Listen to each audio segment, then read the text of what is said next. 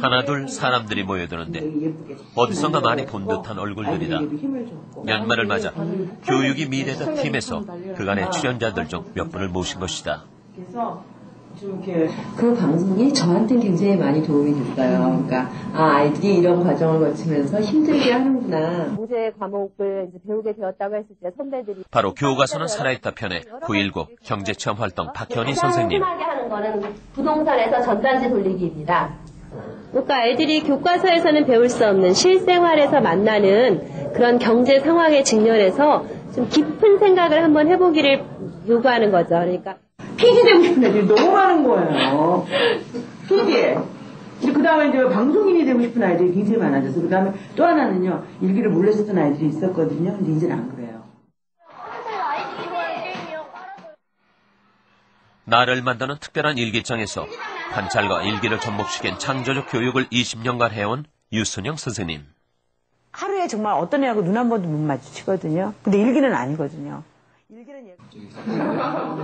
로봇을 만든 고등학생 재민이와 경기도 참석했다. 직접 제작도 하고 프로그래밍도 직접 하고. 올해로 4년 된 특성화 학교인 설린 인터넷 고등학교의 학생들은 좋은 대학보다 꿈을 먼저 선택한 용감한 학생들이다. 인기 있는 거 같아요. 학교에서 유일한 총각 선생님. 자, 선생님이랑 아까 방금 전에 그림으로 살펴봤던 그런 문제점들을 좀 추리를 해보겠습니다. 하지만 선생님은 인기를 먹고 사는 직업이 아니라고 강변하시는 2008 대입 논술편의 고등학교 논리학 윤진혁 선생님. 지혜롭다는 단어가 나왔고요. 그 다음에 이끌리지 않는 힘이 있다. 그리고 이게 우리한테 위협을 가할 수 있다. 이렇게 학생과 선생님들이 모여 2005년 한 해의 교육계를 돌아보는 시간을 가졌다. 새 학기에 들어서자마자 서울시 교육청에선 초등학교 일제 고사를 8년 만에 부활시켜 창의력과 사교육 논란이 일었다. 혼신의 노력을 기울이고자 합니다.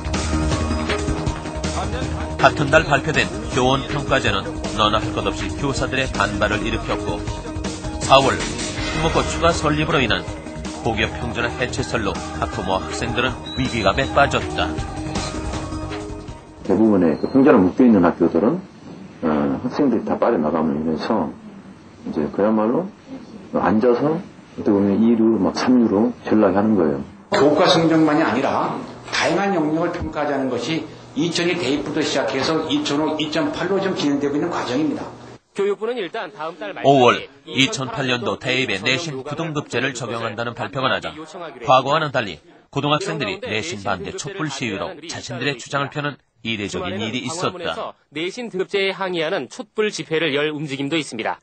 애들이 부담이 너무 많이 되니까 그것 때문에 내신이 피가 마르는 것 같아요. 새로운 형태의 논술이 6월 서울대와 몇 개 대학에서 논술 비중을 높이는 바람에 사교육 열풍이 더해지는 사이 이후 새로운 대입 제도가 마구 때렸습니다. 갈수록 학교 폭력의 위험 수위는 높아져 사회 문제가 돼가고 있고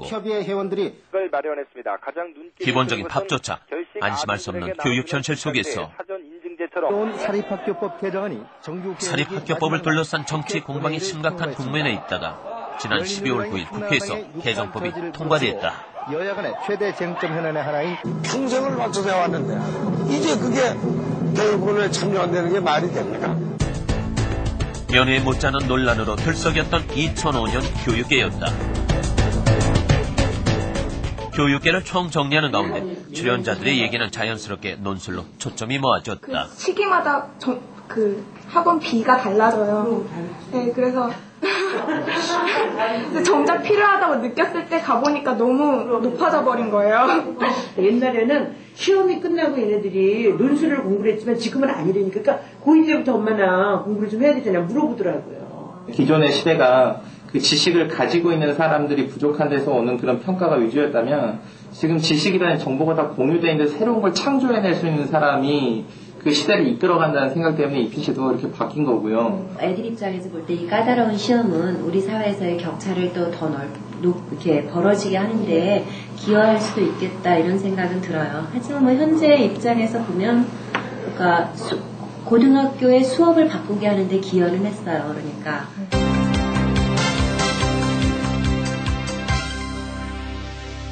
새로운 형태의 논술이 사실상 본고사를 활용되거나 본고사 부활로 변질되어서는 안 될 것이며 가장 당혹스러운 것은 고등학교 1학년생들입니다. 논술 제도가 또 강화된다고 하니까 학생들이 많이 불안해하고 2008년도 내신 9등급제가 발표되며 같은 등급이라도 변별할 수 없다는 서울대를 위시한 상위권 대학교에서 대입 논술 강화안을 발표했다.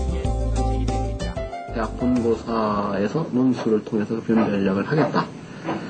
그래서 이제 그 통합평등술을 내겠다고 했을 때 이것이 이제 그 사교육을 유발하고 학생들한테 부담을 많이 주기 때문에 안 된다. 또 학교에서 아직 준비가 덜 돼 있다. 그래서 강하게 이제 논란이 있었죠. 비록 몇 안 되는 대학이라지만 상위권 대학과 수시에도 적용되니 전국의 학생과 학부모, 교사 모두가 긴장할 수밖에 없었다. 그룹으로 집에서 선생님 모셔다가 하는 그 정도예요. 2008년도에 어떻게 논술이 바뀔 것인지 이거를 예측할 수가 없어서 제일 답답하고. 정책이 바뀔 때마다 발등에 불을 꺼야 하는 입시생들 덕분에 논술학원은 호황을 누리고 있고 일선 학교에서도 논술 대비로 논리학 수업을 만들었다. 걸릴 수 있죠. 개인의 발전 정도에 따라 갑작스런 독서와 집중적인 글쓰기 훈련으로 첨삭 지도도 받지만 정답이 없는 논술에서 학생들은 갈피를 잡지 못하고 있다. 빚어지는 문제다. 시험에 어떤 문제는 정답이라는 게 있기 마련인데 제가 쓰는 게 과연 이게 정확한 의견인지 아니면 이게 어떤 쪽에 말을 해야 이게 과연 답이 정확한 건지 잘 모르겠습니다. 그 논술이라는 과목이 사실 그 준비 과정에서 보면 단기간에 능력을 갖출 수 있는 그런 성격의 게 아니거든요. 그래서 오랜 시간 동안 자신의 어떤 문제에 대해서 고민을 하고 그 고민을 풀어내는 방법들을 자연스럽게 익혀야지만 가능한 그런 능력이기 때문에 교육 전체에서 이 논술이라는 걸 할 수 있는 그런 아이들을 길러내기 위해서는 그 장기간의 그리고 오랜 투자만이 가능할 거라고 생각합니다.